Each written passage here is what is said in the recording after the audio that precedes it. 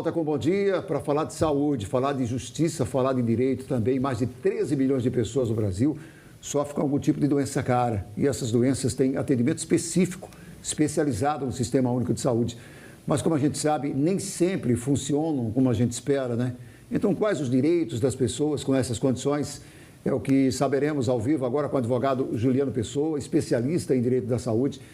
Quais tipos aí de doenças em que o SUS se dispõe a esse atendimento específico? Bom dia.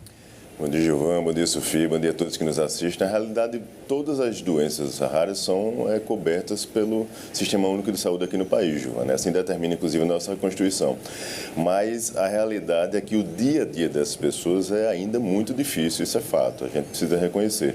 Quando a gente confronta a necessidade real desses pacientes com o serviço ofertado aqui no país, ainda tem uma diferença grande de atender a expectativa real desses pacientes diante da necessidade de saúde deles. Eles são assistidos pelo Sistema Único, como eu falei, nas unidades básicas de média e alta complexidade e também nos hospitais universitários. Então, existem os serviços e no país existem alguns centros de referência também voltados para essas patologias.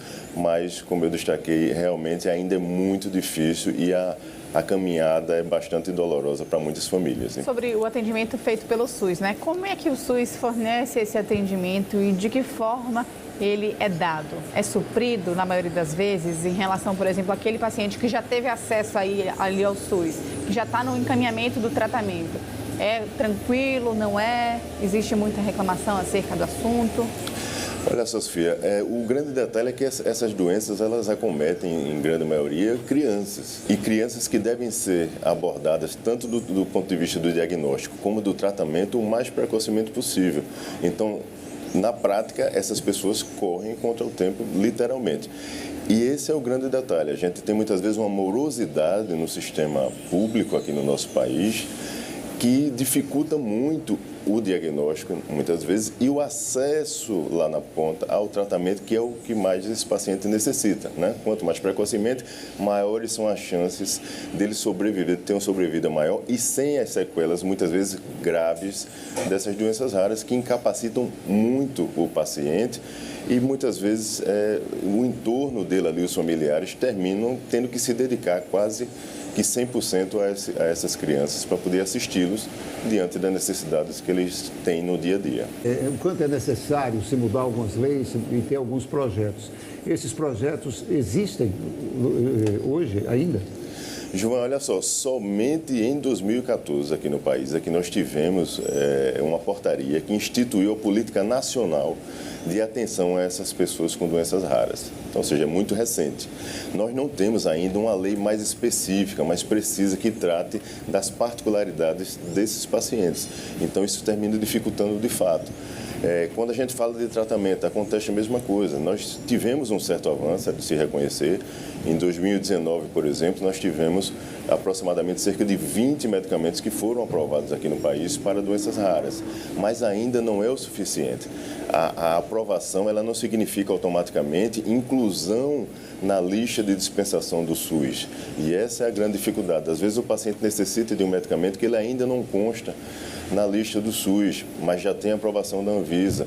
E a família, como você falou, infelizmente ela tem que recorrer sim, na grande maioria das vezes, ao Poder Judiciário, tentando fazer valer o seu direito e buscando pela sobrevivência daquele paciente. Essa é a realidade. São doenças extremamente graves, extremamente severas.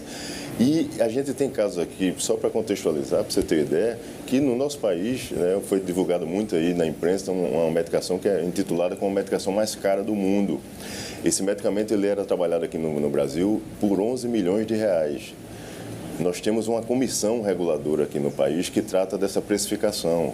E essa comissão no Brasil disse que o medicamento não poderia ultrapassar o valor de 2 milhões e 800 mil aqui no país. E aí surge a indústria farmacêutica que fabricou e pesquisou aquela droga e diz que enquanto esse impasse não for resolvido, ela não irá mais vender esse medicamento aqui no país. Os pacientes que quiserem terão que importar. E no entorno de tudo isso, lá no centro dessa discussão, estão os pacientes, que muitas vezes a própria indústria farmacêutica que pesquisou indica que ele tem que ser iniciado o tratamento até determinada idade.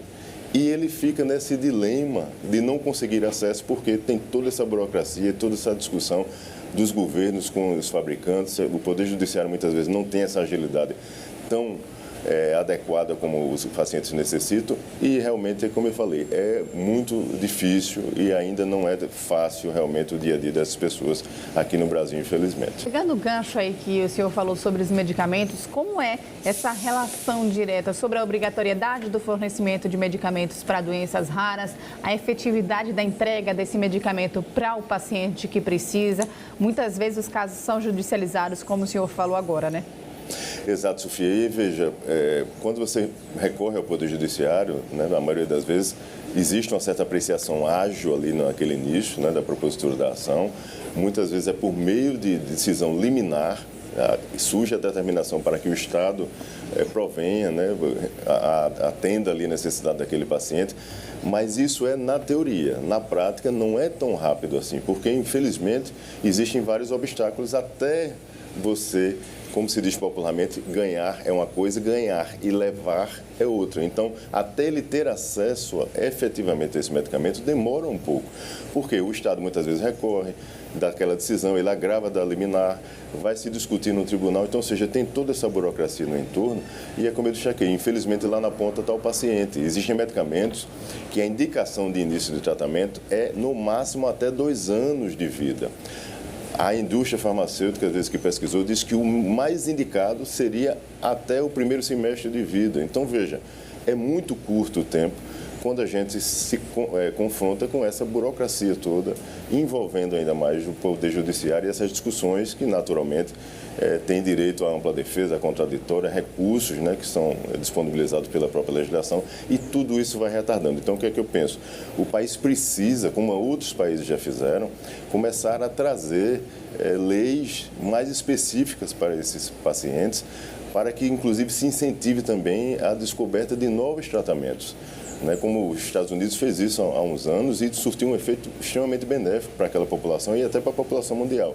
E nós não temos isso, nós temos alguns projetos de lei no Congresso Nacional, tem um de 2017 que é muito interessante porque ele versa sobre esse incentivo, porque essas pessoas às vezes, Sofia e Gilvan, eles ficam reféns das chamadas de medicamentos órfãos. O que seria isso? A indústria farmacêutica, como a prevalência dessas doenças ela é muito baixa na população, a indústria farmacêutica muitas vezes não se vê motivada a investir milhões e milhões de dólares em pesquisa e desenvolvimento para trazer uma droga específica para esse tipo de patologia, porque são muito poucas pessoas que irão fazer o uso. Até a dificuldade de um estudo científico é grande, porque elas estão separadas aí pelo mundo. Então, é preciso que o Estado, que o governo brasileiro olhe de uma forma mais sensível, mais diferenciada para esses pacientes, para que ele, Estado, traga incentivos para que essas empresas também se motivem a desenvolver mais fármacos, mais moléculas para assistir essas pessoas e aí essa máquina começaria a girar, de fato, de forma mais positiva para assistir esses pacientes. Agora, quem tem muitos embates na Justiça, determinações aí até do Conselho Nacional de Justiça, da própria Justiça, mas muitas das pessoas não têm conhecimento e às vezes não têm um acesso. O que você diria para essas pessoas que estão nos assistindo agora, que são pessoas que não têm poder aquisitivo, muitas vezes de contratar um advogado? Aí eu queria saber, existe a defensoria, de que forma elas podem dar prosseguimento a isso? Porque a gente está falando e parece que é uma coisa assim, não, eu vou pedir, não, eu peço semana que vem. Não é assim, é uma coisa urgente, é rápido. Tem uma vida ali que muitas vezes pode ir embora, pode acabar, pode deixar aquela história na família. O que é que essas pessoas devem fazer? Que conselho você dá a essas pessoas? De que forma elas devem agir?